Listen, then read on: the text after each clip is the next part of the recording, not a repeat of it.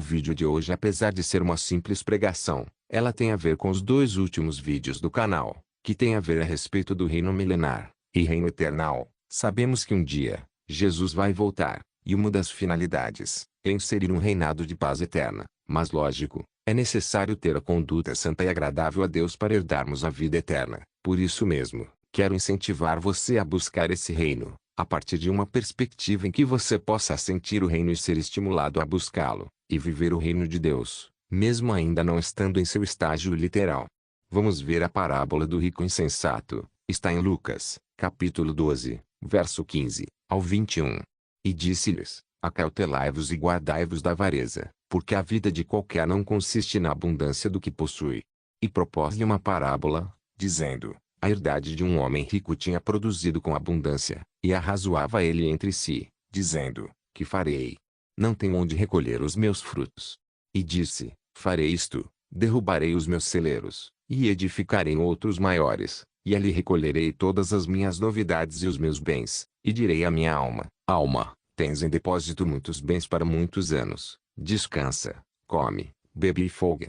Mas Deus lhe disse: louco, esta noite te pedirão a tua alma, e o que tens preparado, para quem será? Assim é aquele que para si ajunta tesouros, e não é rico para com Deus. Bem, conforme lido, Jesus usa um exemplo de vida das pessoas, que era comum em seu tempo, e ainda nos dias de hoje. Sabemos que as pessoas atualmente estão muito focadas e preocupadas em trabalho. É muito foco em atividades cotidianas, de modo que, entre aspas, não tem tempo para ler a Bíblia e se dedicar a uma vida com Deus. Ou ainda, elas têm tempo sim, mas preferem se dedicar no presente, focar nos projetos pessoais e planos de vida, mas tudo isso sem pensar no futuro. E quando pensam, é sempre imaginando algo que vai receber, mas esse algo é passageiro, sem pensar que existirá um momento em que vai acabar tudo isso. Por mais que sua vida seja muito boa, por mais que você seja rico e tenha muitas riquezas, tenha uma excelente renda, você precisa entender que nada disso é eterno. Exatamente como o homem rico da parábola, ele tinha muitos bens, até que em um determinado momento, produziu tanto alimento, que nem sabia onde podia armazenar a colheita. Note que ele não pensou alguma coisa relacionada a Deus,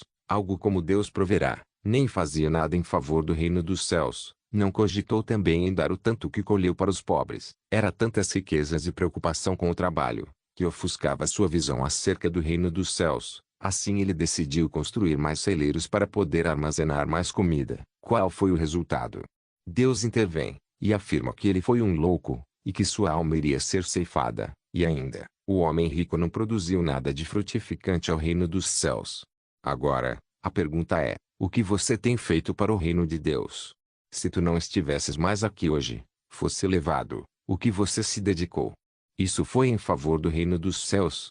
Bem, se a resposta para todas essas perguntas não são positivas, saiba que enquanto você está vivo, ainda dá tempo de mudar. Portanto, arrependa-se de seus pecados e volte-se a Jesus, aquele quem morreu por seus pecados. Ele te salvou e um dia voltará para reinar com ele. Se você se desviou, levante-se e volte ao primeiro amor. Um reino de justiça está chegando, mas enquanto ele não chega, é preciso trabalhar em prol do reino. Neste mundo decaído é necessário haver pregações do Evangelho, que seu trabalho não seja apenas para seu sustento, mas que de alguma forma, você consiga utilizar para ajudar o próximo. Que você não seja servo do dinheiro, mas que seja servo do Deus eterno. Sendo assim, fixamos nossos olhos, não naquilo que se pode enxergar, mas nos elementos que não são vistos, pois os visíveis são temporais, ao passo que os que não se veem são eternos.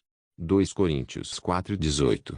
Bem, falar pode parecer fácil, mas a verdade é que o ato de buscar ao reino de Deus pode ser um grande desafio a nós, pois nós não podemos enxergar Deus, não podemos enxergar o reino milenar, não podemos enxergar o mundo espiritual, e são justamente essas coisas que exigem do crente em fazer mudanças drásticas em nossas vidas, caso queira obter a vida eterna. Em contraste, as riquezas de um mundo material, nós podemos enxergar o dinheiro, nós podemos enxergar propostas de trabalho. É muito fácil olhar um determinado bem material e dizer: eu quero isso. Assim passamos nossas vidas atrás desse bem, e para isso, podemos permanecer do nosso jeito, sem a necessidade de mudança em nossas vidas. Enfim, O que é eterno e salvífico? É justamente aquilo que não se pode ver, é justamente isso que vai se revelar a todos, é justamente essa esperança e objetivo que o cristão deve almejar e buscar, pois isso é garantia que um dia teremos, e quando obtermos, será eterno,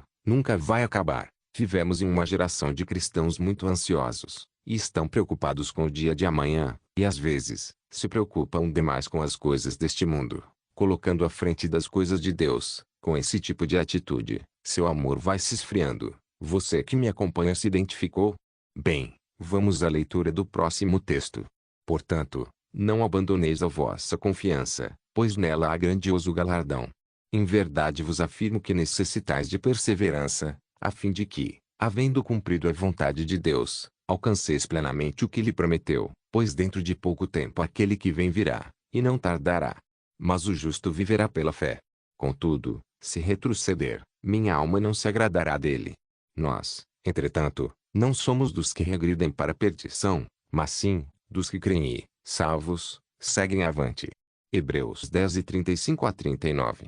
Não desanime, volte seu primeiro amor, olha o quanto você percorreu, você fez tudo isso por amor ao Evangelho, porque creu na verdade. Também não se preocupe com as coisas deste mundo, como trabalho, estudos e projetos. Não estou dizendo, para largar mão de tudo, e viver como um andarilho, mas não seja apegado ou viva por essas coisas. Veja os cristãos que morreram na perseguição no período do Império Romano, comandado por Nero. Eles não renunciaram sua fé, mesmo que levasse à morte. O mesmo pode-se dizer dos cristãos, da Idade Média que foram perseguidos pela Igreja Católica. Ainda, Paulo que foi perseguido pelos judeus, porque ele anunciava que o Messias era Jesus. Os cristãos foram perseguidos durante a história, e ainda são, mas veja que por amor à verdade, vão receber um galardão. Sei que passar por tribulações não é muito agradável, e é muito triste saber que muitas pessoas que amamos, boa parte delas rejeitam o Evangelho, mas não se preocupe, o que você está passando,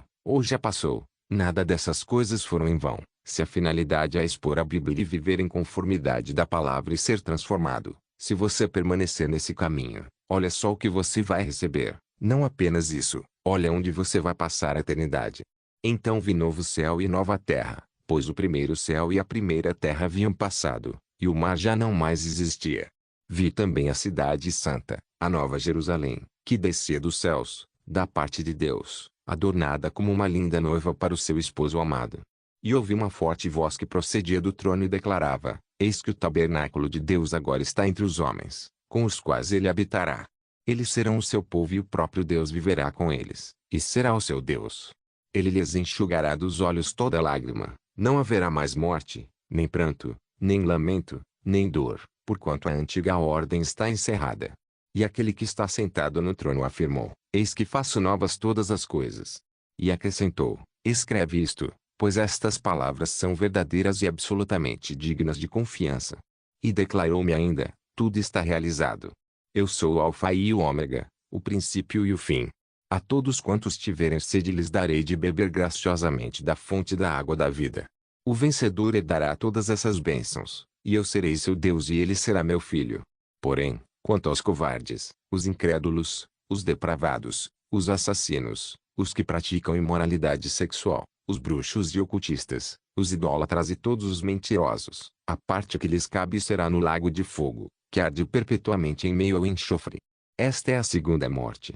Então, um dos 7 anjos que traziam as 7 taças cheias dos 7 últimos flagelos aproximou-se e me orientou: Vem, eu te mostrarei a noiva, a esposa do Cordeiro. E ele me conduziu no espírito à parte alta de uma montanha, e revelou-me a cidade santa, Jerusalém, que descia do céu da parte de Deus. Ela resplandecia com a glória de Deus, e o seu esplendor era como o brilho de uma joia lapidada e muito preciosa, assim como um grande diamante translúcido feito cristal puro. Tinha um sólido e altaneiro muro com 12 portais e 12 anjos junto aos portais. Nessas portas adornadas, estavam escritos os nomes das 12 tribos de Israel. Assim, havia 3 portas ao oriente, 3 ao norte, 3 ao sul e 3 ao ocidente. O muro da cidade tinha 12 fundamentos, e neles estavam gravados os nomes dos 12 apóstolos do Cordeiro. O anjo que falava comigo tinha como medida uma vara feita de ouro, para medir a cidade, seus portais e seus muros. A cidade era quadrangular, de comprimento e largura iguais. Ele mediu a cidade com a vara, tinha 2.200 quilômetros de comprimento, a largura e a altura eram também iguais ao comprimento. Ele mediu o muro e deu 65 metros de altura, de acordo com a medida humana que o anjo estava usando. O muro era todo feito de diamante e a cidade era de ouro puro, semelhante a vidro límpido. Os fundamentos do muro da cidade estavam adornados com toda a espécie de pedras preciosas. O primeiro fundamento era de cristal de jaspe, o segundo, de safira, o terceiro, de calcedônia, o quarto, de esmeralda, o quinto, de sardônica, o sexto, de sárdio, o sétimo, de crisólito, o oitavo, de berilo, o nono, de topázio, o décimo, de crisópraso, o 11º, de jacinto, o 12º, de ametista. Os 12 portais eram 12 pérolas, cada um dos portais construído a partir de uma só pérola, e a rua principal da cidade era de ouro puro, reluzente como vidro límpido. Contudo, não vi templo algum na cidade, pois o Senhor Deus Todo-Poderoso e o Cordeiro são o seu santuário. A cidade também não necessita do sol nem da lua, para que brilhem sobre ela, pois a plena glória de Deus ilumina e o Cordeiro é o seu candelabro. As nações andarão sob a luz dessa cidade, e os reis da terra lhe trarão suas riquezas.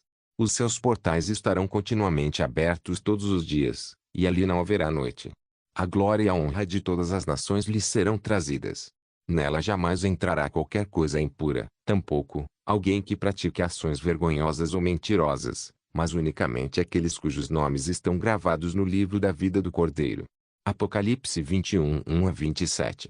Agora uma breve leitura do capítulo 22. Então, o anjo me mostrou o rio da água da vida que, translúcido como cristal, fluía do trono de Deus e do Cordeiro, e que passa no meio da rua principal da cidade. De uma e outra margem do rio estava a árvore da vida, que produz 12 frutos, de mês em mês, e as folhas da árvore servem para a cura das nações. E nunca mais haverá maldição. Nela estará o trono de Deus e do Cordeiro, e os servos do Senhor o servirão. Eles contemplarão a sua face, e o seu nome estará sobre as frontes dos seus servos. Assim, já não haverá noite, nem necessitarão eles da luz dos candelabros, nem da luz do sol, pois o Senhor Deus os iluminará, e eles reinarão para todo sempre. Apocalipse 22, 1-5. Então as tribulações e preocupações de sua vida, não se compara com o que receberemos se formos fiéis a Deus nesta vida. Portanto, dediquemos nossa vida a Deus, pois dele, por ele e para ele são todas as coisas. A ele seja a glória para sempre. Amém. Romanos 11:36. Deus te abençoe em nome de Jesus. Amém.